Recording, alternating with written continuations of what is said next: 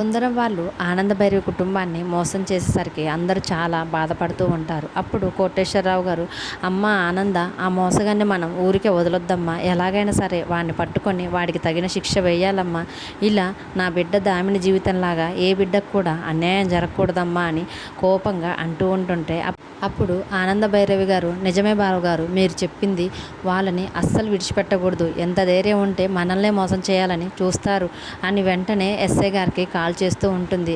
SI గారు phone ఎత్తిన తర్వాత అప్పుడు ఆనందభైరవి గారు, మీరు నాకు మొన్న పంపించిన ఆ సుందరం వ్యక్తి ఫోటో నేను చూశానండి, ఆ దొంగను మాత్రం మీరు అస్సలు వదలకుండా వాడికి తగిన శిక్ష వెయ్యాలి, మీరు ఎంత తొందరగా వీలైతే అంత తొందరగా ఆ దొంగని పట్టుకోండి ఎస్ఐ గారని ఆనందభైరవి గారు ఎస్ఐ గారికి కాల్ చేసి చెప్తూ ఉంటారు. అప్పుడు ఎస్ఐ గారు, మేడం, మేము ఎంత ట్రై చేసినా కానీ ఆ సుందరం గురించి మాకు ఒక్క జాడ కూడా తెలియటం లేదు మేడం అని ఎస్ఐ గారు ఆనందభైరవి మేడంకి చెప్తూ ఉంటే అప్పుడు ఆనందభైరవి మేడం, ఎస్ఐ గారు, వాళ్ళు మా బిడ్డని పెళ్లి చేసుకుందామని నాటకం ఆడటానికి వచ్చి మమ్మల్ని మోసం చేశారండి అని ఆనందభైరవి గారు ఎస్ఐ గారికి చెప్తూ ఉంటుంది. అప్పుడు ఎస్ఐ గారు, మేడం, వాళ్ళు మీ దగ్గరికి పెళ్లి నాటకం పేరుతో మిమ్మల్ని మోసం చేయడానికి వచ్చారు కదా, అయితే ఇంకా ఎవరైనా వాళ్ళ ఫోటోలు ఉంటే నాకు పంపించండి మేడం, వాళ్ళ ద్వారాగైనా ఆ సుందరం జాడ మేము కనుక్కుంటామని చెప్తూ ఉంటారు. అప్పుడు ఆనందభైరవి మేడం, ఎస్ఐ గారు, ఒక్క నిమిషం, నా దగ్గర వాళ్ళ అమ్మ నాన్న ఫోటోలు కూడా ఉన్నాయి, అవి మీకు పంపిస్తానని చెప్పి వెంటనే ఆ ఫోటోలని ఎస్ఐ గారికి పంపిస్తుంది. ఎస్ఐ గారి ఫోన్లో ఆ శేఖరం ఇంకా కాంచన ఇద్దరు ఫోటోలను చూసి వీళ్ళని వీలైనంత తొందరగా పట్టుకోవాలని అనుకుంటూ ఉంటాడు. మరోవైపు సమీర నడుచుకుంటూ ఫోన్లో చూసుకుంటూ వెళ్తుంటే అప్పుడే దర్శన్ వాష్రూమ్లోకి వెళ్తూ ఉంటాడు. అలా వెళ్తున్న దర్శన్ చూసి ఒక్కసారిగా సౌమ్య, ఆహా దర్శన్, నిన్ను ఎలాగైనా ఈరోజు నా సొంతం చేసుకోవాలి, శరణ్య మాత్రం నిన్ను నాకు ఎంత దూరం చేయాలని ప్రయత్నించినా కానీ నేను మాత్రం నీకు దగ్గరవుతూనే వస్తూ ఉంటాను, ఎలాగైనా నేను నీకు వలుపు అనే పాశం విసిరి నిన్ను నా సొంతం చేసుకుంటాను అని తన మనసులో అనుకొని ఈరోజు నీ రూమ్లో నీ అంతటి నువ్వే నా మీద పడేలా చేసుకొని, అలా నువ్వు పడుతున్నప్పుడు నా సెల్లులో నేను వీడియో తీసుకొని నువ్వే కావాలని నా మీద పడ్డావని, కావాలంటే ప్రూఫ్గా ఈ వీడియో చూడండి అని అందరికీ చూపిస్తానని తన మనసులో అనుకుంటూ ఉంటుంది.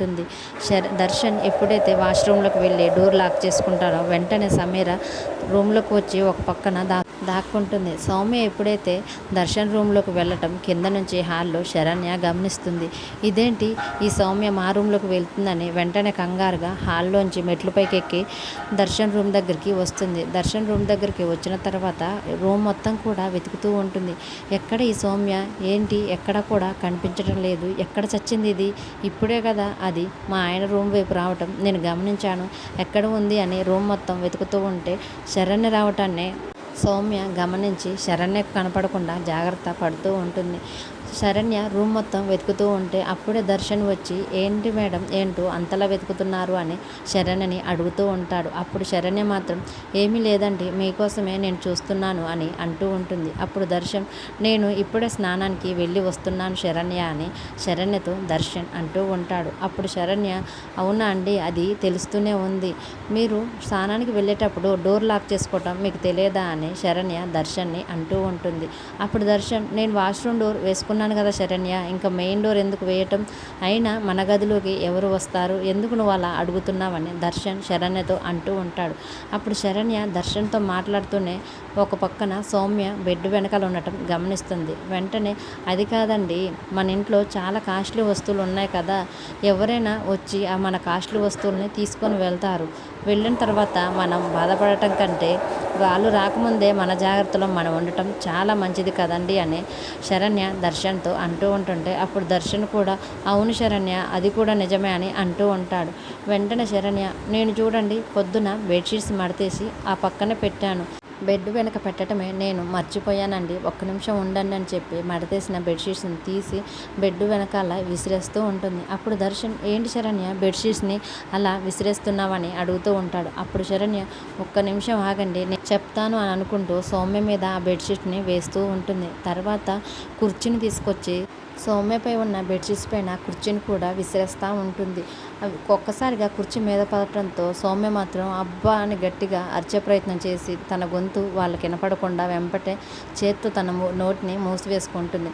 శరణ్య దీనికి ఇంకా ఈ సరిపోదని పక్కనే ఉన్న టేబుల్ను కూడా తీసుకొచ్చి సౌమ్యపై వేస్తూ ఉంటుంది. దర్శన్కి ఏమీ అర్థం కాక, శరణ్య అసలు నువ్వేం చేస్తున్నావు, నాకేమైనా చెప్పు అని అంటూ ఉంటే, శరణ్య మాత్రం ఒక్క నిమిషం ఆగండి చెప్పాను కదా అని మళ్ళీ వెళ్ళి ఫ్లవర్ వాస్ తీసుకొచ్చి కూడా సౌమ్యపై వేస్తూ ఉంటుంది. ఇలా బరువైన వస్తువులన్నిటిని కూడా శరణ్య ఒకదాని తర్వాత ఒకటి తీసుకొచ్చి కావాలనే సౌమ్యపై వేస్తూ ఉంటుంది. తర్వాత దర్శన్, ఏంటి శరణ్య ఇప్పుడైనా చెప్పు, ఎందుకు ఇలా చేస్తున్నావని అడుగుతూ ఉంటే, అప్పుడు శరణ్య మాత్రం, వాస్తు అండి, వాస్తు ఇటుపక్క మరీ ఎక్కువగా బరువు పెరిగిపోయింది, అందుకనే బరువు తగ్గించాలని వాస్తు ప్రకారం ఇలా చేస్తున్నానండి అని శరణ్య దర్శన్కి చెప్తూ ఉంటుంది. దర్శన్, సౌనా ఏంటో నువ్వు ఈ మధ్య చాలా కొత్తగా చేస్తున్నావని శరణ్యతో అంటూ ఉంటాడు. తర్వాత నా డ్రెస్ ఇవ్వు, నేను ఆఫీస్కి వెళ్ళాలని శరణ్య దర్శన్తో అంటూ ఉంటుంటే, శరణ్య దర్శన్ డ్రెస్ తీసి ఇస్తుంది. దర్శన్ రెడీ అయిన తర్వాత శరణ్య, నేను ఇంకా ఆఫీస్కి వెళ్ళి వస్తానని శరణ్యతో అంటూ ఉంటాడు. అప్పుడు శరణ్య, ఒక్క నిమిషం ఉండండి అని తన కళ్ళలోంచి కాటుక తీసి దిష్టి తీసినట్లుగా దర్శన్కి పెడుతూ ఉంటుంది. అప్పుడు దర్శన్, ఏంటి శరణ్య ఇది అంటే, ఈ మధ్య చాలా దరిద్రపు కళ్ళు మిమ్మల్ని ఆశగా చూడటం నేను గమనించానండి, ఆ కళ్ళు మీ మీద పడకుండా నేను జాగ్రత్త పడుతున్నానని శరణ్య దర్శన్తో అంటూ ఉంటుంది. అప్పుడు దర్శన్, ఎంతమంది ఎన్ని కళ్ళు వేసుకొని చూసినా వాళ్ళ చూపులకి పడిపోన్లే శ్రీమతి గారు అని దర్శన్ శరణ్యతో ప్రేమగా అంటూ ఉంటాడు. సరే శరణ్య, ఇక నేను బయలుదేరుతానని దర్శన్ శరణ్యతో అంటూ ఉంటుంటే, శరణ్య కూడా పదండి నేను కూడా వస్తాను అని అంటూ ఉంటుంది. వాళ్ళిద్దరు వెళ్ళిపోయిన తర్వాత సౌమ్య, శరణ్య ఇదంతా నువ్వు కావాలనే చేసావు కదా, నువ్వు నా నడుములన్నీ కూడా విరగ్గొట్టేశావు, నేను వచ్చింది గమనించి కూడా నువ్వు ఇదంతా కావాలనే చేసావు కదా అని ఆ బెడ్షీట్ లోపల నుంచి పైకి లేస్తూ బాధపడుతూ అనుకుంటూ ఉంటుంది. తర్వాత శరణ్య, నువ్వు చేసిన పనికి నేను కూడా నీకు ఏదో రోజు నీ పని చెప్తాను అనుకుంటూ బెడ్ వెనకాల నుంచి నెమ్మదిగా దర్శన్ రూమ్లోంచి బయటికి వస్తూ ఉంటుంది. మరి దర్శన్ని సొంతం చేసుకోవాలని చూసిన సౌమ్యకి శరణ్య భలేగా బుద్ధి చెప్పింది కదా. మీకు శరణ్య చేసిన పని ఎలాగనిపించిందో మాకు కామెంట్ రూపంలో తెలియజేయండి. డైలీ సీరియల్ అప్డేట్స్ కోసం ప్లీజ్ మన ఛానల్ని లైక్ చేసి సబ్స్క్రైబ్ చేసుకోండి. Thanks for watching.